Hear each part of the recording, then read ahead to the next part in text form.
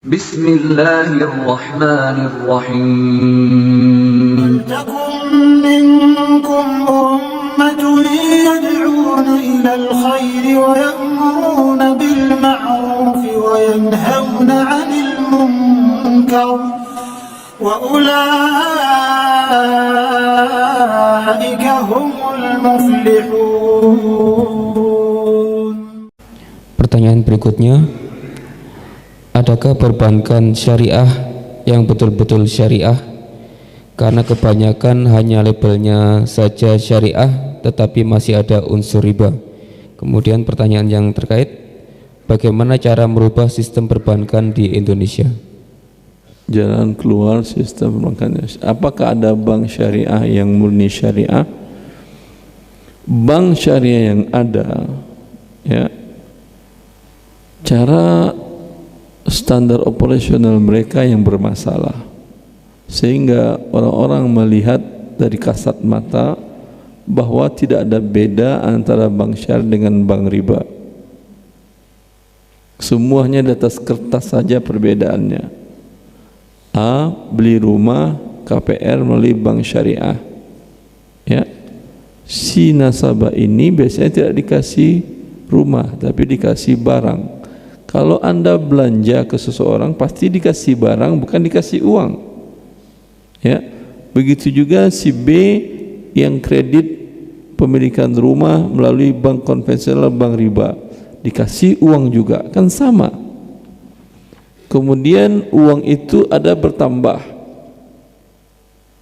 kasih umpamanya 100 juta, ada pertambahannya, cuman beda namanya. Di sini namanya bunga, di yang bank konvensional, di bank syariah namanya adalah margin,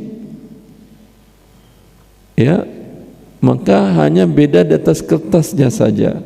Kalau memang jual beli dari kemudian terlambat, di sini ada pertambahan, ya, namanya denda keterlambatan. Kalau di sini namanya gharamatul ta'khir. Pakai bahasa Arab artinya apa? Denda keterlambatan. Berarti riba pakai bahasa Arab. Gharamah denda, takhir keterlambatan, ya. Maka itu yang terjadi. Tapi kalau Anda mengerti syariat Allah, Anda minta dengan skema Anda sendiri, ya. Kalau mereka mau, alhamdulillah, dan biasanya ada yang mau. Ada beberapa bank syariah yang mau dengan skema tadi. Ketika Anda mengatakan, saya yakin dan semua orang muslim Indonesia yakin bahwa bank syariah Indonesia hanya kedok doang, hanya nama saja. Biasanya Anda ditantang oleh bank tadi. Siap Pak, saya juga ingin masuk surga Pak, kerja di bank, saya nggak ingin masuk neraka. Coba Bapak buatkan skema yang syariah menurut Bapak, kami ikutin. Bisa Anda buatkan? Kan tidak. Intinya apa? Anda nggak ngerti syariat, dia juga nggak ngerti syariat.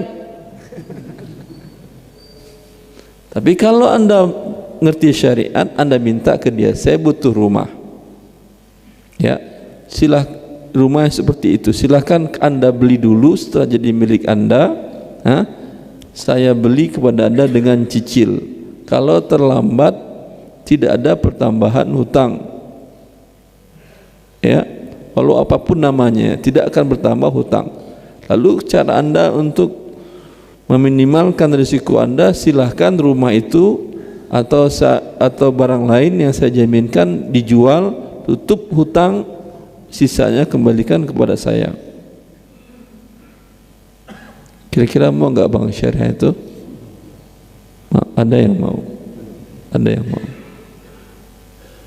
ada yang mau, ya. Bahkan lebih dari itu. Ada salah satu bank syariah, ketika ada jamaah tetangga saya tinggal di Jakarta, di kota wisata, beliau mendapat pembangunan proyek terminal LRT dari Blok M ke Tamrin, sekitar 10 terminal, 10 stasiun. Satu proyek itu nilainya 5 miliar. bahan bakunya dibelinya dari Korea, ya. Kemudian dia minta ditemanin, Ustaz, temanin saya Ustaz agar akad-akad saya dengan bank syariah itu selamat dari hal yang haram. InsyaAllah saya temanin. Pertama ke bank syariah X, datang ke sana. Lalu bank syariah X tadi mengatakan, ya, kita buatkan akad murabahah dengan Anda. Artinya, kami belikan bahan-bahan baku yang material yang Anda inginkan, nanti Anda bayar ke kami dengan cara tidak tunai. Tapi saya tanyakan kepada bank tadi, Anda bisa belinya dari Korea? Jawaban teman yang tadi, enggak mungkin Ustaz, karena yang punya hak itu hanya saya di Indonesia. Ya udah, kalau gitu kata dia, kami wakilkan Anda yang beli. Ya berarti Anda ngasih uang ke dia. Kalau Anda ngasih uang berarti sama dengan riba, bukan jual beli namanya. Ngasih uang dan bertambah jadi riba. Lalu saya itu kasus ke bank syariah X, saya temani ke bank syariah yang lain. Saya katakan ada bank syariah, kita coba bank syariah ini mungkin dia mau. Akhirnya dia ditawarin oleh bank syariah tadi, yang tadi X ya, sekarang Y, bank syariah yang lain. Kata bank syariah tadi, siap, ini ada Ustaz Irwandi, saya siap apa yang disampaikan Ustaz Irwandi, Syar'i, kami siap untuk buat produk seperti itu. Dia tanyakan, Anda punya modal berapa sekarang? Dia berkatakan, aset kami sekitar, semuanya modal kami sekitar 5 miliar. Berarti kurang modal Anda 45 miliar. Kami, bank syariah kami, kita kerjasama musyarakah, modal dari kami 45 miliar, Anda 5 miliar. Kerugian kami siap tanggung 90%, Anda 10%, karena 5 dengan 45 kan 1/9. Untung silahkan Anda ambil 50, kami ambil 50, karena Anda yang bekerja, kami kan enggak bekerja. Ya, ternyata bisa. Ini udah syar'i kalau seperti ini. Lalu dia nanya, gimana Syarwan, udah syar'i? Udah, tapi kan ini baru omongan Anda. Buatkan akadnya, draftnya, nanti saya lihat kembali. Dibuatkan draftnya sebelum tanda tangan, dan memang seperti yang disampaikan di awal. Artinya kita yang ngerti, kita yang belajar. Sama seperti umpamanya, kalau Anda tahu penyakit Anda, umpamanya darah tinggi, asam urat, segala macam, ketika Anda belanja makan apapun, Anda akan minta sesuai dengan kebutuhan Anda, ya atau tidak? Beli bakso umpamanya, Pak, nggak boleh pakai mecin, nggak boleh pakai garam, kemudian apa lagi? Nggak pakai kuahnya karena kolesterolnya tinggi, baksonya doang sama. Mau nggak si tukang bakso jual? Dia kan mau uang, mau atau tidak dia? Mau. Tapi Anda ingat, tapi kalau Anda beli bakso, Pak, Anda nurut aja dengan SOP dia, ya udah. Habis makan enak, waktu makan sampai di rumah kaki sakit, pusing, nggak bisa jalan, segala macam. Ya, itu dalam masalah dunia. Kenapa dalam masalah akhirat Anda tidak berbuat demikian? Maka bila Anda ingin bertransaksi, tanyakan kepada ahlinya, pelajari syariat Allah, minta, dan mereka bisa.